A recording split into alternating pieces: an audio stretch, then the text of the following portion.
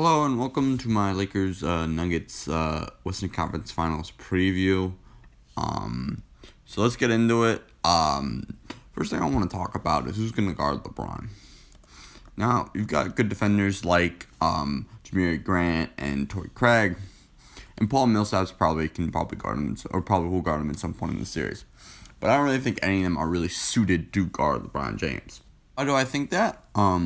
Well, because LeBron's dominated the matchups against the Nuggets this season. In one game, he was 25 points and he was 9 of 18 from the floor.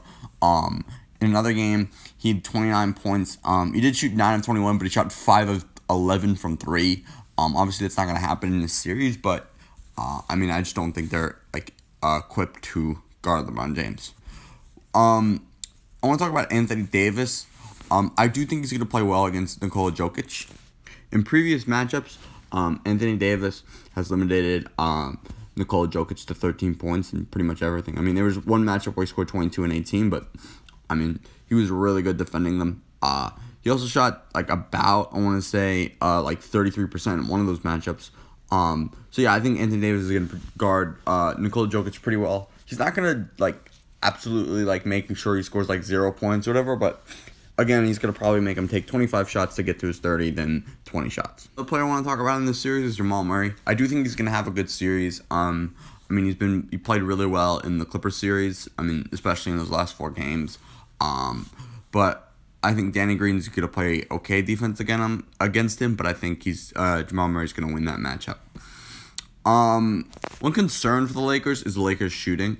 There's always been one game in the Portland series and in the Rockets series where they shot horrible from the field, and that's why they lost game 1 and both game 1s against the Rockets and the Trailblazers. And because of that, I do think there's gonna be maybe game 1's it, but I think there's gonna be a game where the Lakers just shoot horrible from the field, just because they've done that in the previous series, both previous series.